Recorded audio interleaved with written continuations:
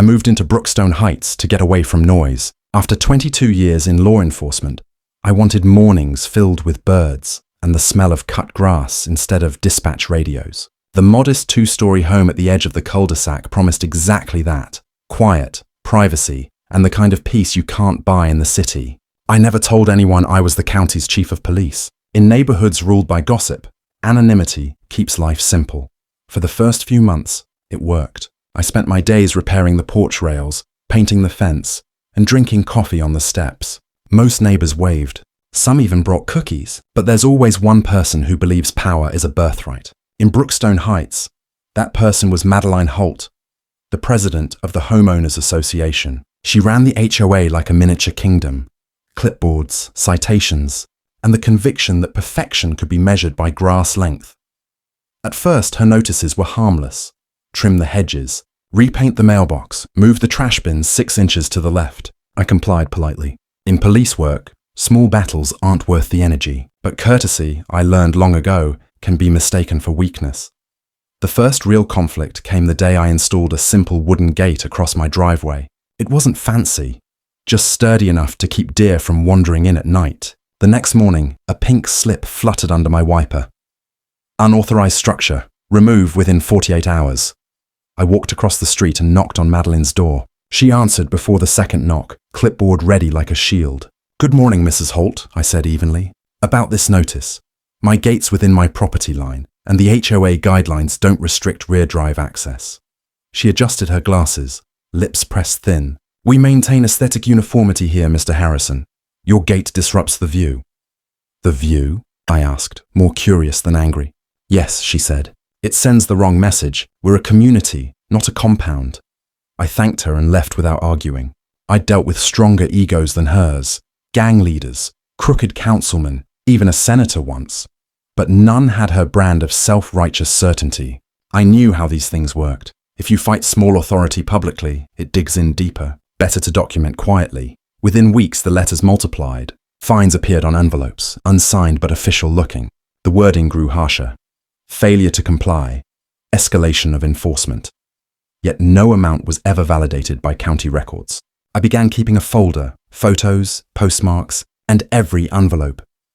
One evening, as the sun dipped behind the maple trees, I saw Madeline talking to 2 men by her SUV. They wore dark polo shirts with shiny patches that looked vaguely like law enforcement badges. She gestured toward my house, animated and triumphant. When she noticed me watching, the conversation ended abruptly. The next morning, a certified letter waited on my doorstep. Notice of legal action. Property code violations pending. Compliance required immediately. No court seal, no docket number, just her signature and a gold sticker where a notary mark should have been. I almost laughed. The paper reeked of intimidation, not legality. That night, as crickets hummed in the yard, I sat at my desk, flipping through the growing file.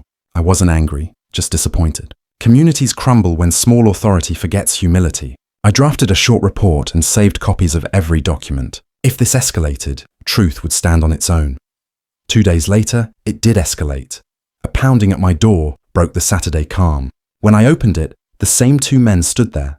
Black polos, shiny patches, radios clipped to their belts. One stepped forward, hand resting near his holster. "Sir, we've received complaints of non-compliance with neighborhood regulations. We need you to come with us." I studied them quietly. The badges were novelty grade, and their belts carried nothing more dangerous than walkie-talkies. Behind them, Madeline waited at the curb, arms folded, chin high. "Am I under arrest?" I asked softly. The taller one hesitated. "You could be detained for obstruction." "By whose authority?" "The Homeowners Association," he said. That was the moment the years of restraint crystallized into clarity. I stepped aside, gesturing toward the porch light that illuminated the brass plaque beside the door. Harrison Coleman, Chief of Police, County Department. The one detail I'd never bothered to hide, though apparently no one had read it. Both men froze. One's radio crackled awkwardly. The other's face drained of color. "Gentlemen," I said calmly, "you're impersonating officers under Title 17A, Section 505. I suggest you leave before this becomes official." They didn't argue. The shorter one muttered something about a misunderstanding and hurried toward the curb. Madeline's confident stance faltered when she saw them retreating. I didn't raise my voice or threaten. I simply said, "Next time, Ask before you act. As their car disappeared down the street, silence settled over Brookstone Heights. Porch lights flickered on one by one. Curious neighbors peeked through blinds. I closed my door, filed a brief internal memo, and sat at my desk staring at the folder. I could have pressed charges right then, but anger solves nothing. Truth needs patience to bloom. I poured a glass of water, stepped onto the porch, and watched the quiet road. The cicadas droned, the air smelled of rain, and somewhere down the block a dog barked once, then stopped. In the distance, Madeline's blinds twitched closed. The storm had broken, but not finished. The next few days passed in an uneasy stillness. Neighbors who once waved now looked away, unsure whether to believe Madeline's whispers or the evidence of their eyes. I went about my mornings the same as always: coffee, newspaper, a slow walk along the drive, but under the calm surface, I was documenting everything. Old instincts never die. On Tuesday, the county clerk confirmed what I already knew.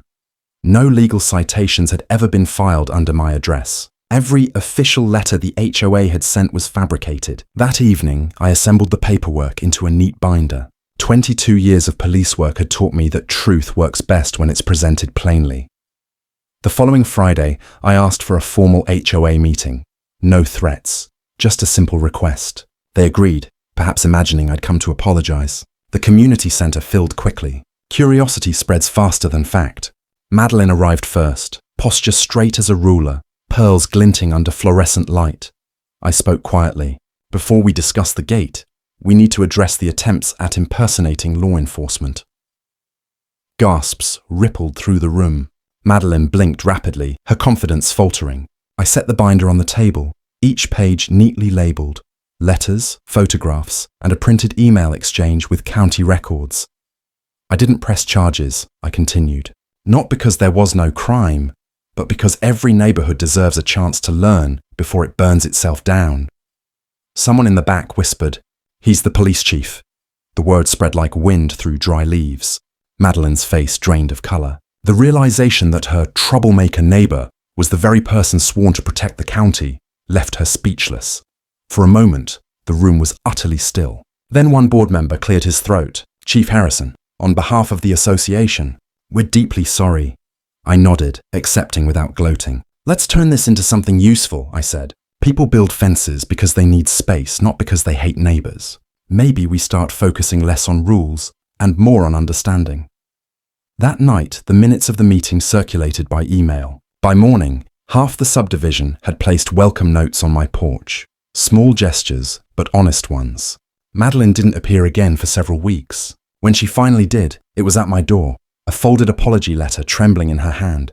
She looked smaller, quieter. "I thought I was protecting the neighborhood," she said.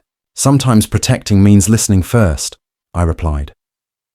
We talked for 10 minutes, about power, fear, and how easy it is to mistake control for order. I told her I wasn't angry. Leadership, I reminded her, isn't about being obeyed. It's about being trusted. A few months later, Brookstone Heights felt different.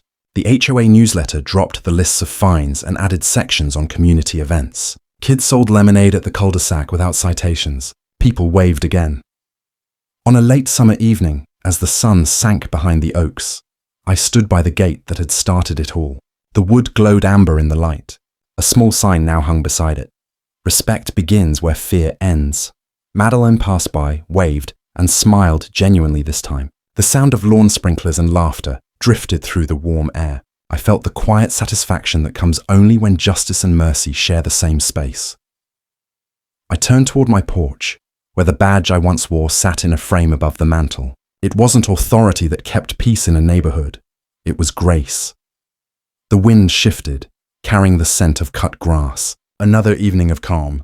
Another reminder that sometimes the strongest thing a person can do is stay gentle when the world expects thunder.